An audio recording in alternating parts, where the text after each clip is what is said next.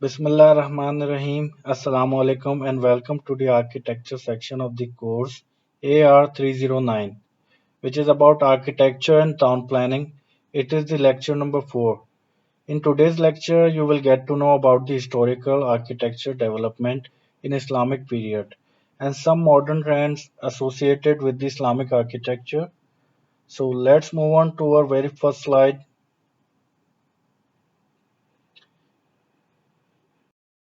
Architecture development in Islamic period. After our beloved last prophet Hazrat Muhammad sallallahu alaihi wasallam, Muslim conquered territory had rapidly started expanding.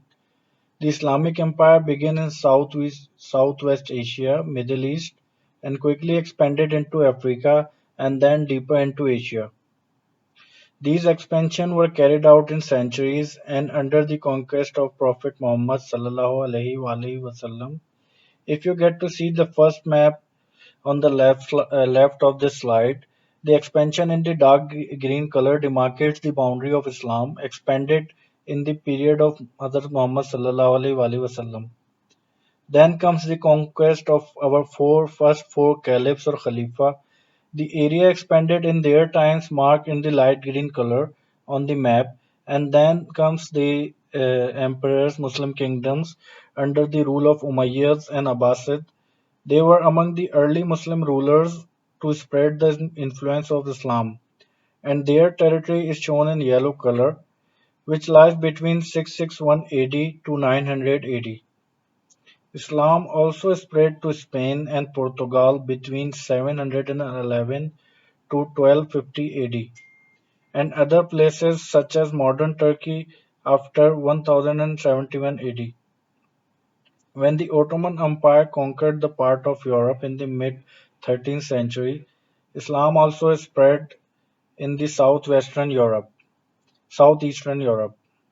while the Fatimids, Safavid, Mughals, and Ottomans were the Islamic emperors who took care of Islamic state expansion and development lately till the 18th century AD, and their areas of dominance is demarcated separately on the second map which is at the right side of this slide. तो ये था एक छोटा सा overview of the spread of Islam which was started by our beloved prophet Hazrat Muhammad sallallahu alaihi wasallam and ended in the 18th century. Islamic civilization was considered as golden age of development as during time it had produced many important scientists, astronomers, doctors, mathematicians and philosophers. The whole new technology was developed in the Islamic era, which helped the entire world to advance. The Arabian Peninsula is the center of much of the ancient world. Ancient knowledge was therefore transferred to Islamic civilization when they started conquering these lands. They took science and literature from the Greeks and Romans, architecture and engineering from Egypt, and all continued to advance in the Islamic period as Muslim rulers established the first university and first public hospital, made advancement in the science and math, and continued learning about the Greek and Roman societies. At the same time, on the other side of the map, Europe was going through their dark ages as they started declining the technology and advancement during the Gothic era. जैसा कि last civilisation हमने Gothic पढ़ी थी उन लोगों ने क्या advancement और टेक्नोलॉजी को डिक्लाइन करना शुरू कर दिया था and they started prioritizing Islamic art and architecture. This slide tends to represent a short review on Islamic art and architecture, as the Muslims majorly associated their art with their architecture so that their culture can be visualized from their buildings. The spread of Islam can be seen in the form of art and architecture in the lands controlled by the Muslim emperors. Like nearly for all the parts of Islamic civilization, religion is the main motivation of life. Islamic architecture encompasses a wide range of both secular and religious style forms from the foundation of Islam to the present day, and their art and architecture also reflected other cultures. For instance, Greek, Persians, African, Turkish, and Indian, except the human or animal portraits, as they are considered as idol worship and are forbidden in Islam. Art features incorporated as building design elements are comprises on three fundamental forms of decoration to be used as ornamentation of interior spaces, also called as Islamic design patterns. Number one is calligraphy or artistic handwriting, mostly or the verses taken from the Holy Quran, like as shown in the picture at the top middle. It has the Ayatul Kursi written on a single motif. Motif refers to the central piece of decoration, mostly utilized in the form of massive tiles or marbles, either on walls, roof, or sometimes in flooring, to draw the attention of the visitors. Also, it is very common and easily visible or present in the mosque that we use daily, as they are adopted to represent the Muslim cultural identity. Second is the Islami. They are the biomorphic floral designs or pattern, which mostly contain twisting patterns of plant-like designs similar to the plant that grow in long vines, जिसको हम bell कहते हैं पत्तों की. The picture after calligraphy is displayed to visualize the pattern, and you might also have visualized them or witnessed them in the mosque, as they are commonly used to decorate the important Muslim buildings. Number third is the geometry. The geometric design in Islamic art are often built on combinations of repeated squares and circles, which may be overlapped and interlaced to unitedly develop bigger complex patterns. The picture in the last is showed as the example of Islamic geometric patterns. तो ये उनकी basic तीन form of decoration थी जो कि वो अपने interior को डेकोरेट करने के लिए यूज करते थे. उसके बाद during the Muslim period of dominance Muslim architects created amazing buildings across the world. The Taj Mahal and the Dome of Rock are some of the most famous buildings which reflect the Muslim culture and are important addition as Muslim identities. ये दोनों picture आपको दिख रही होंगी. Left it has Taj Mahal, on right it has a dome of rock. तो moving on to our next slide,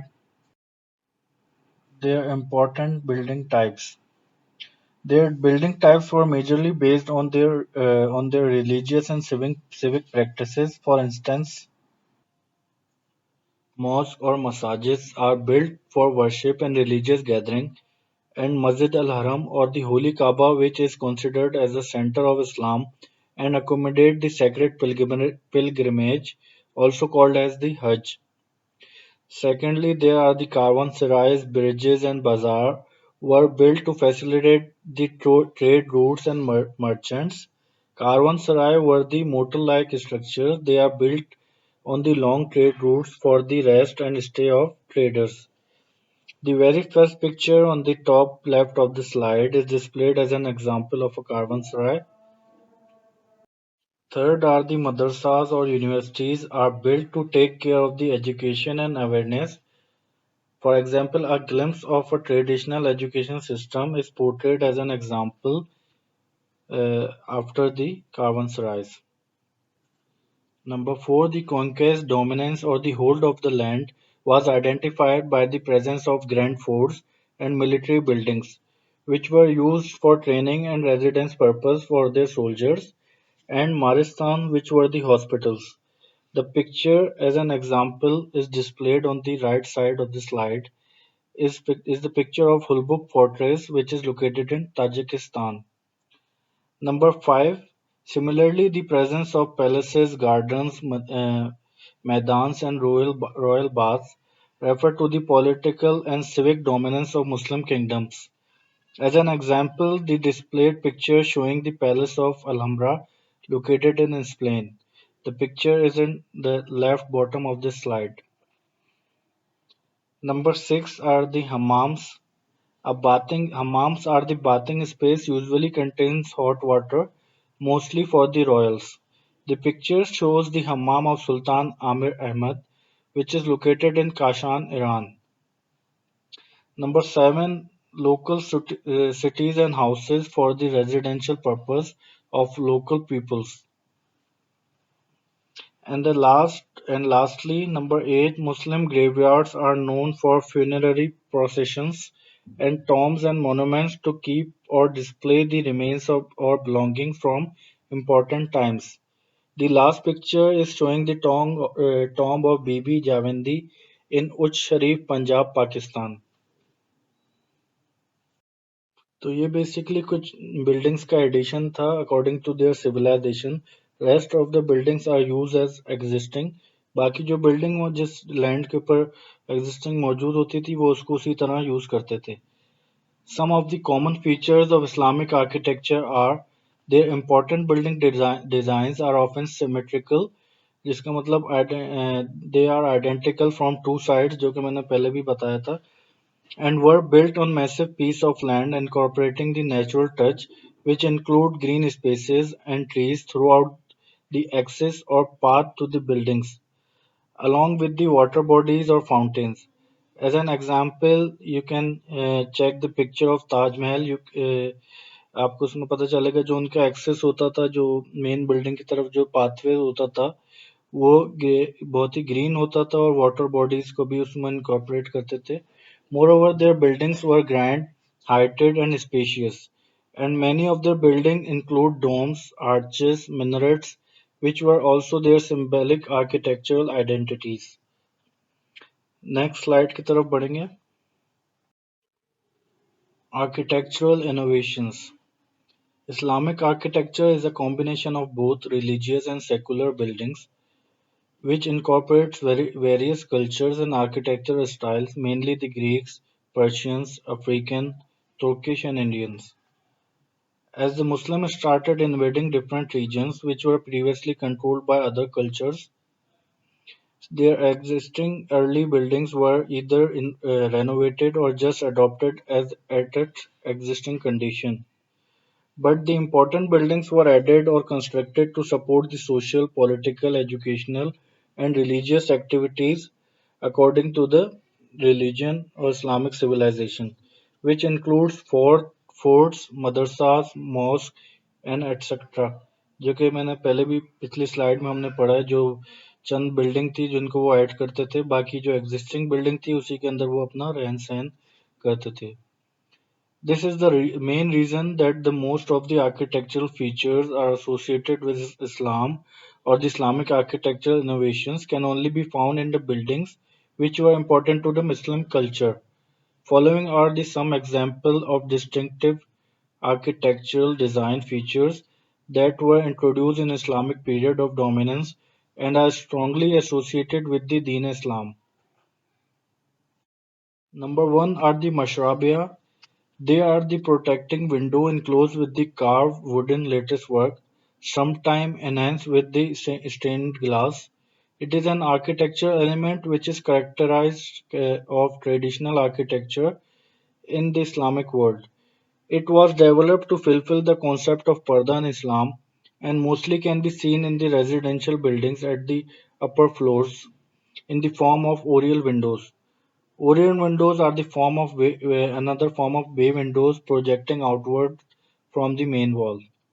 Of buildings with the ladies' accommodation, it was traditionally used to catch the passively cool wind. Jars and basins of water were placed into it to cause the evaporative cooling.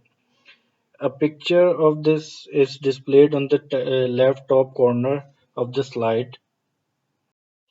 Picture में आप देख सकते हैं ये outer wall से थोड़ी सी projected होती थी और जो इनके अंदर यूज ऑफ जाफरी होता था उसमें वाटर को इनकॉर्पोरेट करके जो ठंडी हवा को वो अपनी बिल्डिंग के अंदर कैच करते थे. तो ये एक बेसिक फंक्शन था. Second one is the prayer area और the prayer hall. A prayer area or hall is usually the central and largest covered area of the mosque. It is designed to accommodate the Muslim prayers. Number third पे है मेहराब. Mehrab, it is the semicircular niche in the wall of mosque that indicates the Qibla direction. It is the foremost and important part of a mosque situated at the front of the prayer hall, where the Imam leads the Muslim prayer or salat. It is mostly highly decorated, as shown in the picture on the right top of the slide. Number four is the member. It is a short flight of steps used as a platform located near the mihrab. It is used by a preacher or the imam of the mosque to deliver sermons or the khutbah, which are either in Arabic or Urdu. Number five are the sahan. Sahan are the courtyards connected with the prayer halls and usually has the ablution area. Other than the mosque, most of the schools and caravanserais also have the central courtyard or a patio. A patio is an open space usually combined with the houses and residencies and used for the recreational purpose. It is typically decorated with the natural design elements such as water, plants, and pebbles, etc. Number six are the mukarnas. It is a form of ornamented vaulting in Islamic architecture, sometimes called as known as honeycomb vaulting. Mukarnas is significant in Islamic architecture because its elaborate form is a symbolic representation of universal creation by the God or Allah. Mukarnas architecture is featured in domes and half domes entrances as displayed in the picture on the right side of the slide. Number seven are the minarets. It is a type of tower typically built into or adjacent to the mosque. Minarets serve for multiple purposes. While they provide a visual or focal point to identify or locate the important buildings, such as mosques, they are generally used for the Muslim to call the prayer known as azan. And then the domes on number 8. It is the focal point and mostly above the main prayer hall of the mosque and can also be found in the other important buildings but secular Islamic buildings. Number 9 is Dikka.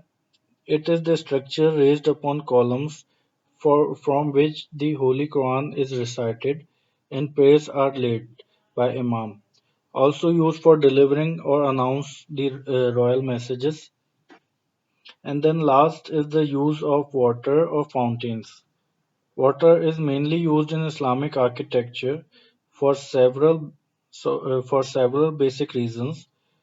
First, in Islam, water is seen as a life-giving, sustaining, and purifying purpose. For example, the ablution fountains found traditionally in the central courts of the mosque. Secondly, it is used practically to provide the cooling in hot and dry climates. For example, the courtyard fountains and pools typically found in the important buildings of the Islamic architecture. Third, it is used as aesthetically to materials. Through the time, as the Muslims expanded their territories, they started adopting the architecture of previous civilization, also their use of materials and their construction techniques. Therefore, the materials used in the Islamic period buildings were usually the similar but in improved condition, and are of multiple varieties including the stone, bricks for wall construction, concrete and iron to shape the complex structures, and the stucco for plaster. Traditional stucco was made of lime, sand, and water. Chalk, tiles, and mosaic for internal decoration. Mosaic are the smaller tiles utilized to decorate the irregular spaces such as the dome and arches. Wood and glass was also used to refine the interior and exterior of the buildings. Initially, initially or early, the Muslims used the raw adobe was used as the main material.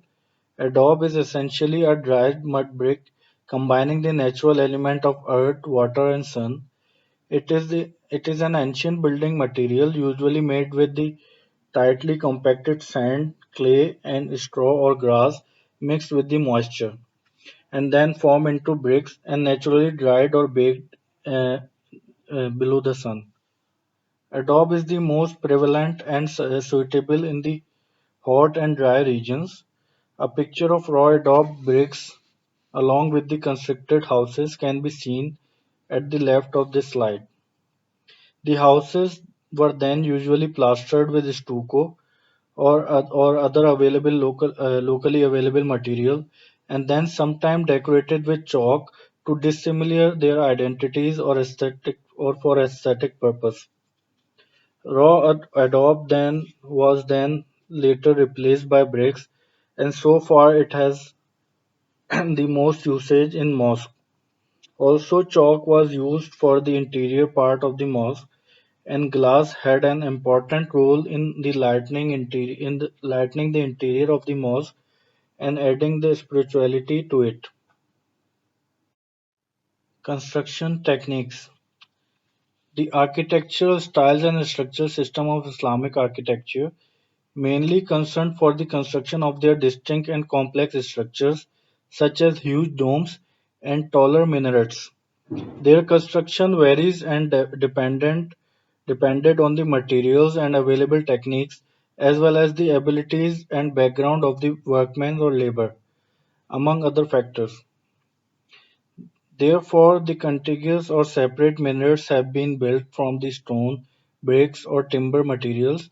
They can be cubic, cylindrical, or polygonal in the shape. A glimpse of the construction of a mosque minaret of a mosque or the mosque can be seen as the picture in the middle of the slide. It reflects the building technique of Muslim, which was mostly as the same as previous civilization, but with some periodic improvements. There are differences in the construction of masonry and timber minarets. Timber minarets have no transition segments as they were built in the one piece.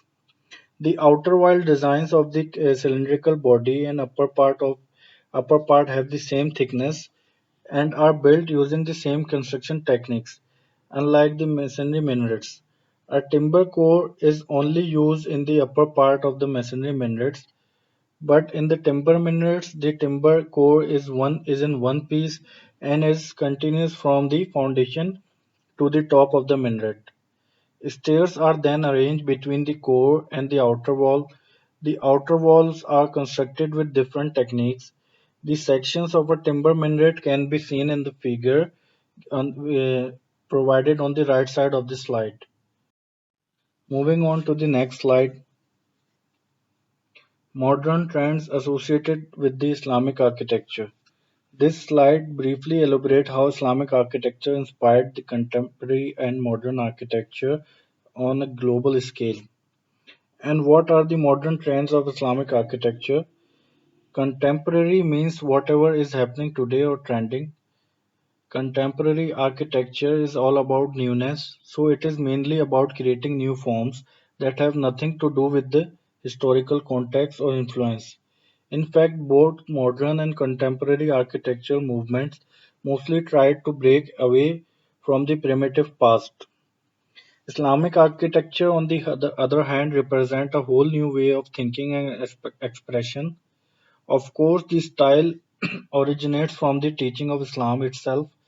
Now, the interesting thing about the Islam is that it is not limited to a certain time or place.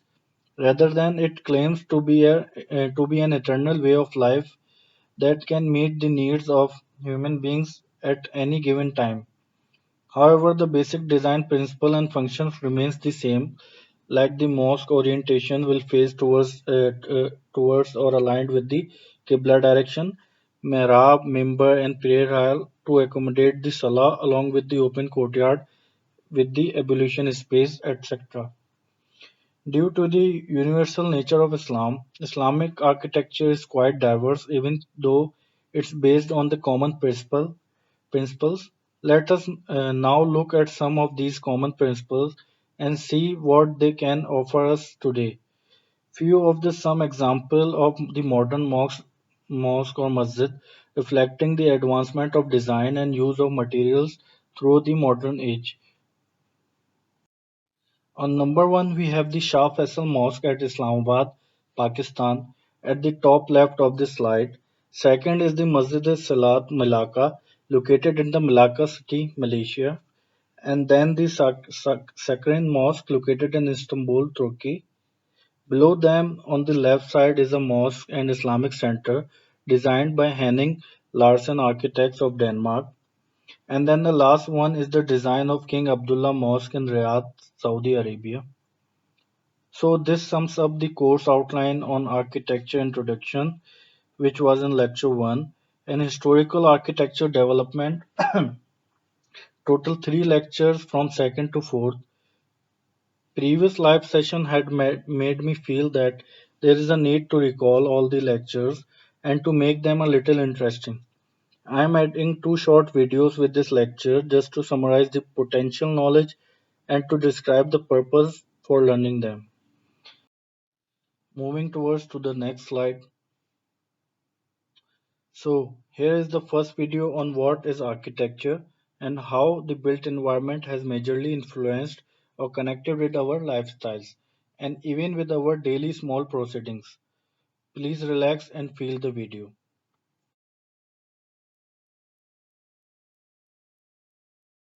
What is architecture? It's more than just glass, steel, and concrete.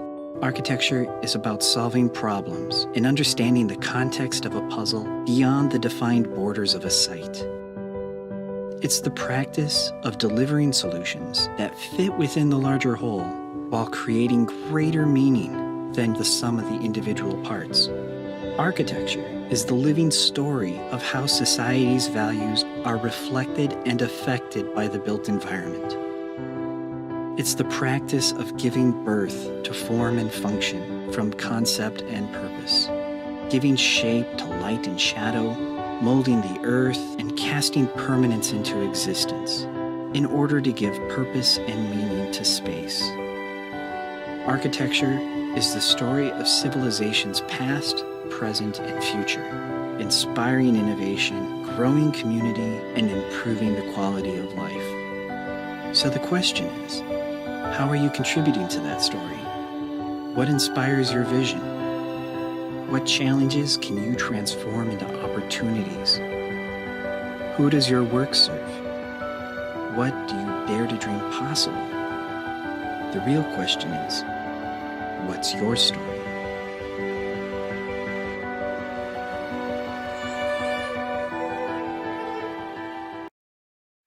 I hope the video has provided you the basic understanding on what architecture really is. Moving on to our second video, which is based on a quick overview to historical architecture development, and it will describe why learning historic development is important and how the architecture and construction initiated and influenced the way of our life for over the years and up till now, and the role of historic architecture development in today's architecture and construction. So please be seated and watch the video.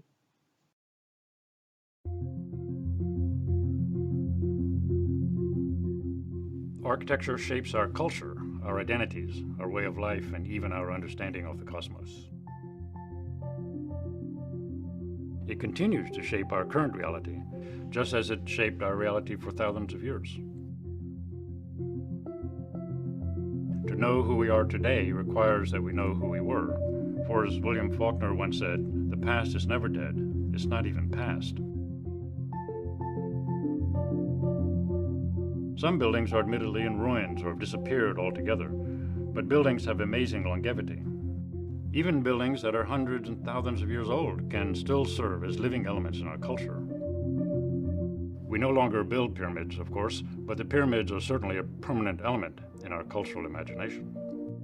In this course, I've picked out some important moments in the history of architecture that, if you begin to add them together, constitute a global perspective.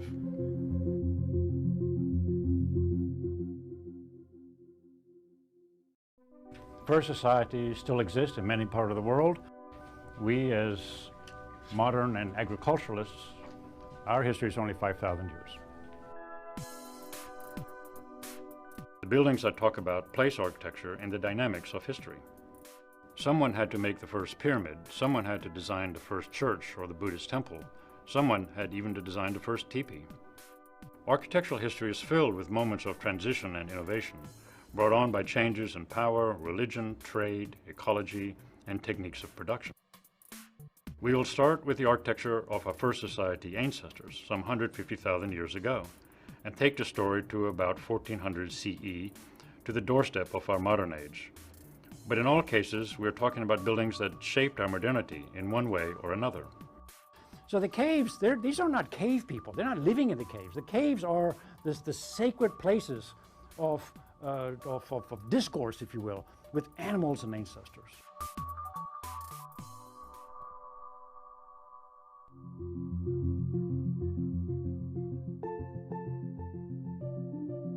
I will cover some buildings that might be well known, but just as many that might be new to you if you are coming to architectural history for the first time.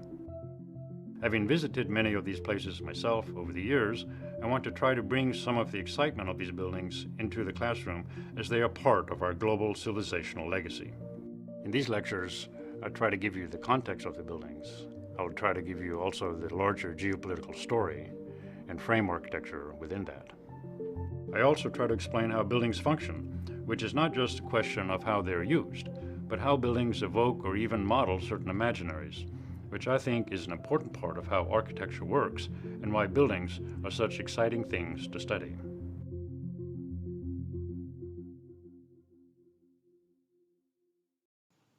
So that's all for now. Thank you so much for your attention. See you in the next lecture, which will be about the major influences on architecture and construction, such as the geographical, climatic, religious, social, and historical. Allah Hafiz. Thank you.